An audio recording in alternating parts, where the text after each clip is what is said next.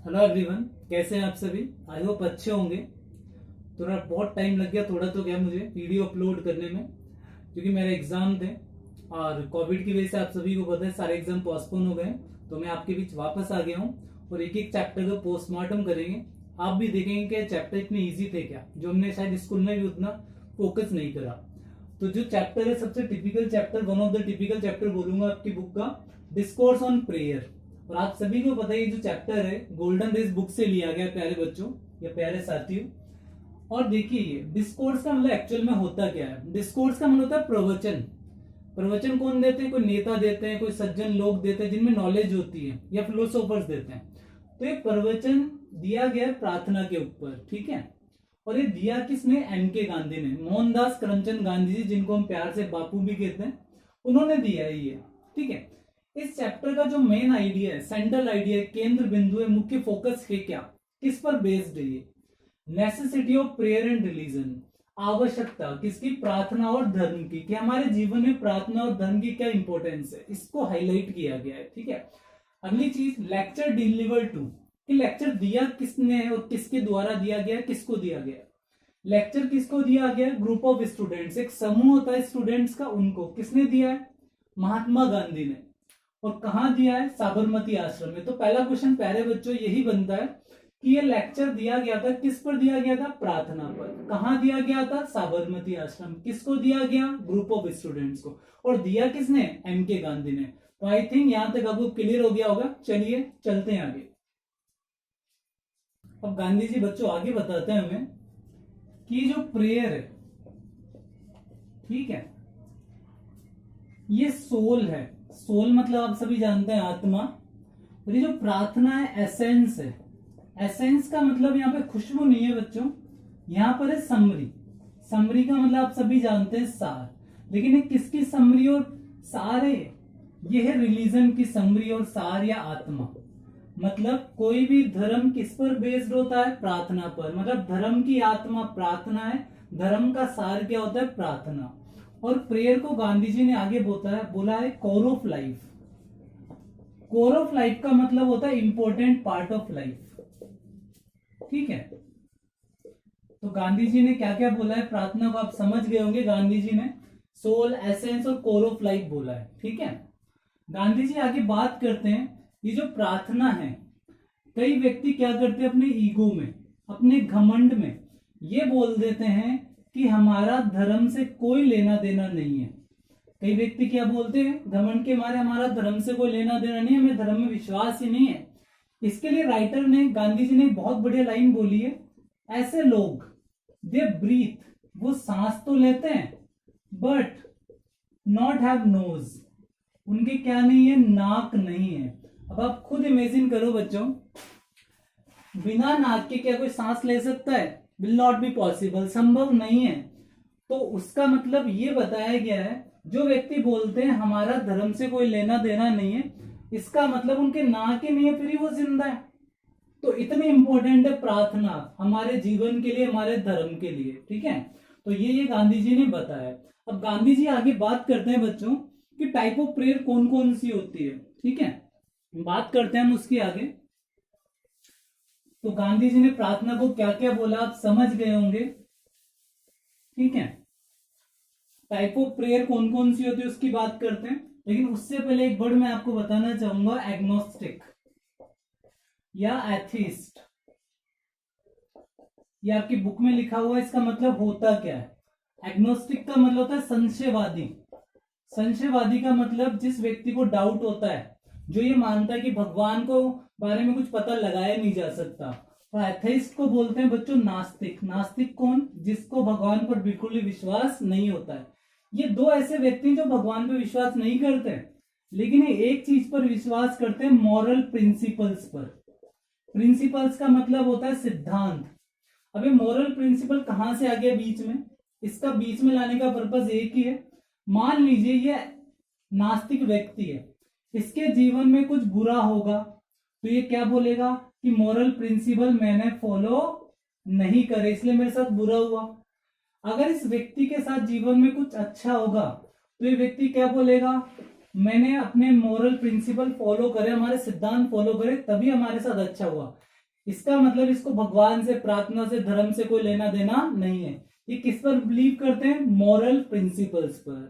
तो ये गांधी जी बाद में आगे बताते हैं हमारे सामने। तो यहां तक आप समझ गए होंगे कि प्रार्थना कितनी इंपॉर्टेंट है, प्रार्थना का बेस क्या है, प्रार्थना किसका बेस है? धर्म का। धर्म कोई भी प्रार्थना के बिना हो ही नहीं सकता।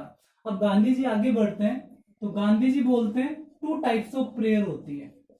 कितने प्रकार की प्रार्थना होती है प्यारे बच्चों? 2 प्रकार की।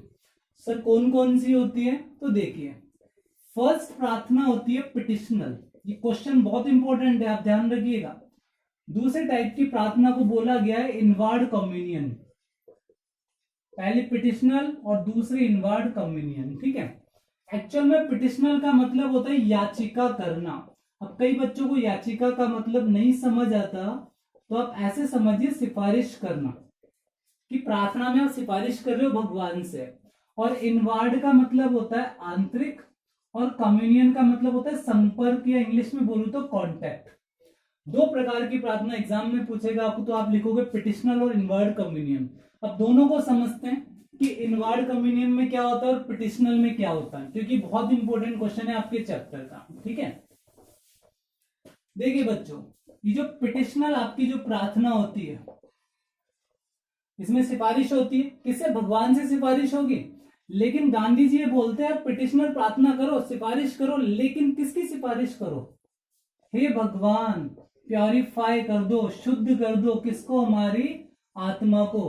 हे भगवान, क्लींस कर दो, क्लीन कर दो किसको? हमारी आत्मा को। और हे भगवान, जो हमारे ऊपर डार्कनेस है, अंधेरा है, हमारी आत्मा के ऊपर जो इग्नोरेंस है, इग्नोरेंस का मतलब होता है बच्चों अज्ञान, इन दोनों की जो लेयर है, परतें चढ़ी हुई है, मतलब हमें जीवन में अंधकार में और अज्ञानता ने घेरा हुआ है, इसको क्या कर दो? क्लीन कर दो, हमारी आत्मा को शुद्ध कर दो।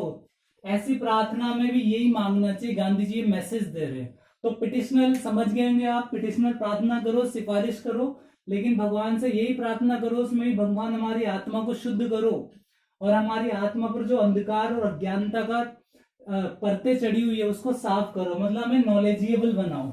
और दूसरी जो प्रार्थना है बच्चों, ये जो दूसरी प्रार्थना है, इसका हमने पढ़ा नाम क्या? इनवर्ड कम्युनियन, ठीक है। या इसको दूसरी लैंग्वेज में बोलूं, डायरेक्टली आप कांटेक्ट में हो किसके? ऑलमाइटी के। ऑलमाइटी मतलब गॉड के, भगवान के आप संपर्क में हो।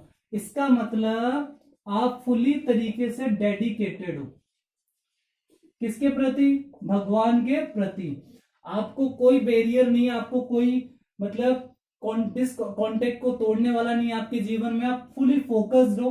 वो कौन सी प्रार्थना होती है? Inward communion. तो 2 टाइप की प्रार्थना होगी, आप समझ गए होंगे बच्चों। अब आगे की बात कर रहे हैं,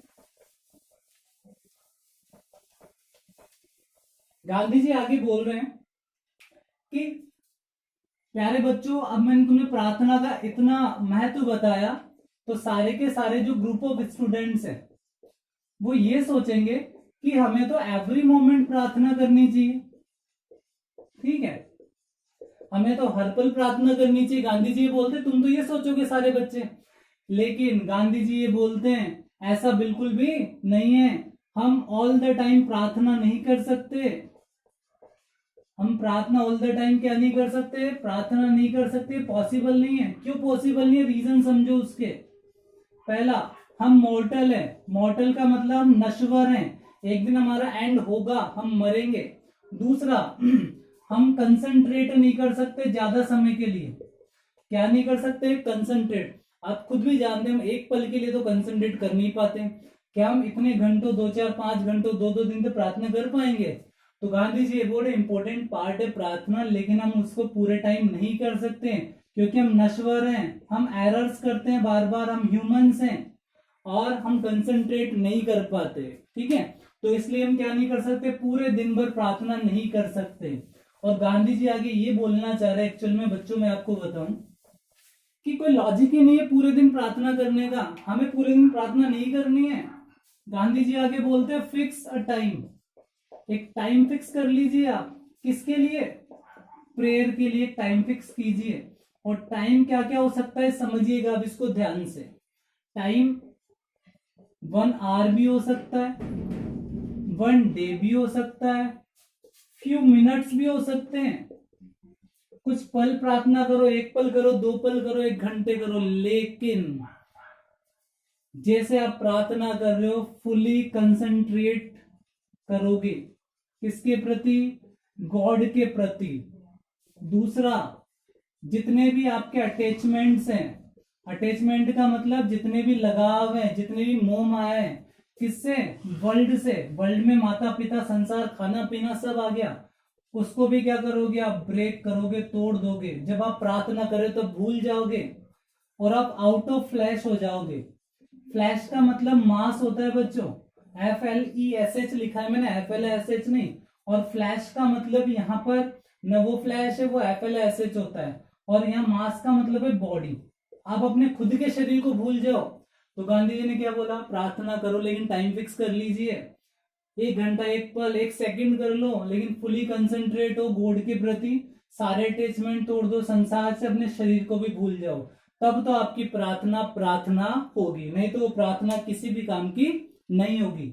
अब आगे की बात करें, गांधी जी ने 1-2 चीज और बताई है कि आपने देखा होगा रियल वर्ल्ड में भी लोग प्रार्थना कैसे करते हैं। आप सभी को पता है, मुझे इसको बताने की जरूरत नहीं है। देखो क्या होता है, गांधी जी बता रहे हैं चीज, मैं कुछ नहीं बोल रहा। गांधी जी ने बोला जो राम नाम लेते हैं ना, इसका जो रिपीटेशन करते रहते हैं, आप सभी को पता है कौन सा रिपीटेशन? राम राम राम राम, ओम हरिओम, कुछ भी करते रहते हैं हम। तो ये सारा क्या है? वेस्ट है। गांधी जी बोल रहे हैं ये सारा बेकार है। क्यों बेकार है? जब तक आप फुली तरीके से कंसंट्रेट नहीं कर रहे हो अपने आप को, जब तक आपने क्या नहीं करा हो? डेडिकेट नहीं करा हो, समर्पित नहीं करा हो अपने आप को किसके प्रति? टू गॉड, भगवान के प्रति, तब तक राम नाम लेना बेकार है। और गांधी जी ने एक और चीज बोली है, ये जो प्रेयर हो ना, देखो थोड़ी बच्चों आपको आवाज आ रही होगी क्योंकि ऊपर टिन शेड लगा हुआ है, थोड़ी बारिश हो रही है, थोड़ा मैनेज कर लेना, सॉरी फॉर दैट। कि जो प्रार्थना है ना, ये ऐसे नहीं होनी चाहिए कि विदाउट हार्ट, कि बिना दिल के प्रार्थना नहीं होती है, लेकिन विदाउट वर्ड्स आपकी प्रार्थना हो सकती है, लेकिन विदाउट हार्ट नहीं हो सकती। इट मीन्स जरूर नहीं आप शब्दों को बोल बोल के बोलो कि भगवान, हे राम, कुछ भी ऐसे जरूर नहीं आप इंटरनल प्रार्थना करो, लेकिन आपका हार्ट, आपका मन, आपका माइंड वही होना चाहिए।